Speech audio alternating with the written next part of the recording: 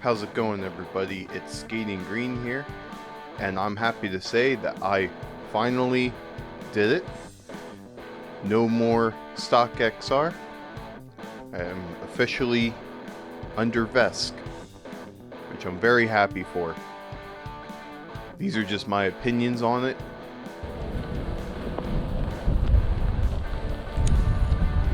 And it's a little different for me because I'm going from a stock XR rather than a GT, which I have ridden before. It is nice, but man, the thing about at least the vest that I have, it is very buttery smooth is the best way I can explain it. The response time is very good.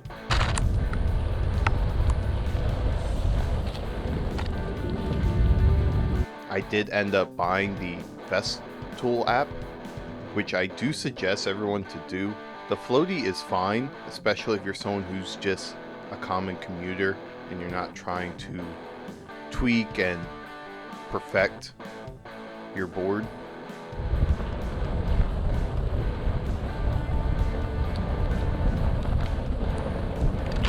With the Vest Tool, you have so many options, and you can check every little thing about your board.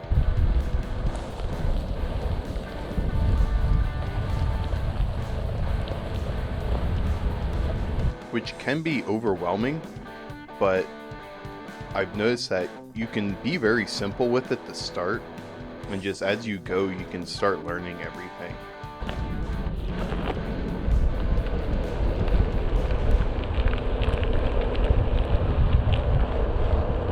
I do have some dropped rails, so I do have a lot more riding to kind of do to figure more of my feel for it. But so far, I have been really enjoying it. You have preset tunes that you can try out in the Vest Tool app. So I'm just exploring some of them before I start messing around with it myself.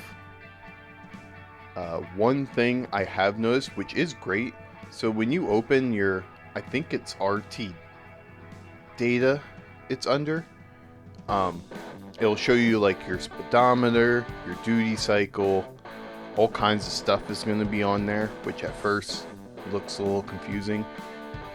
But a big thing that I learned, because I was riding on a pretty hot day, underneath you're going to see a temperature for your EUC and your motor.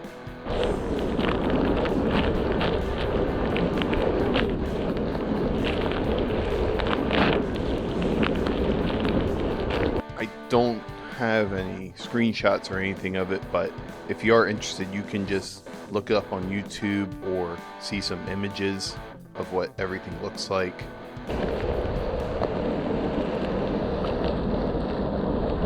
So those temperatures you need to be careful with, because I ended up overheating my EUC, which everything's fine, nothing's damaged or anything, but I saw my EUC ended up being up to like 80 degrees, and I think my motor was close to 60.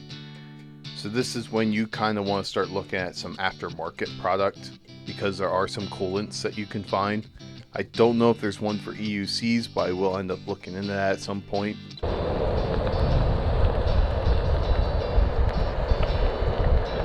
If you do end up getting a Vesc build and you're just starting out, just be careful with that.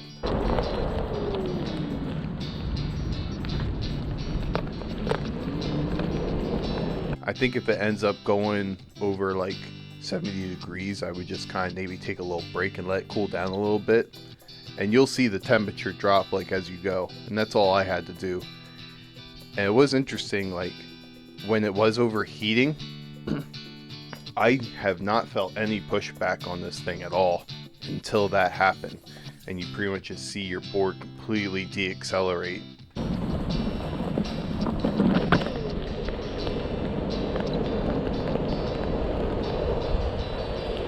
That's one experience I've had with it so far. And that's pretty much all I have to say about everything.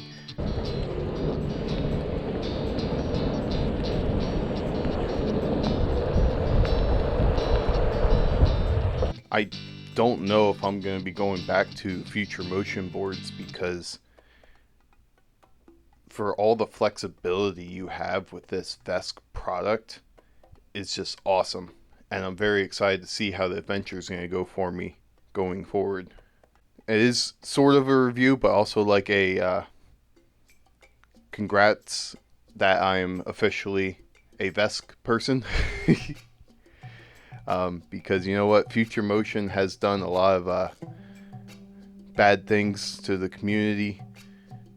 At least I feel that way. They have done some good things as well. I mean, obviously they did make the product, and they are starting to kind of turn things around a little bit. They are doing some good things, so hopefully they keep going forward in that direction. So I'm not trying to like bash them or anything, but at the moment, me personally, I feel like Vesc is just the better option. So I hope you all enjoyed the video today, and I'll see you all next week. Take care, everyone.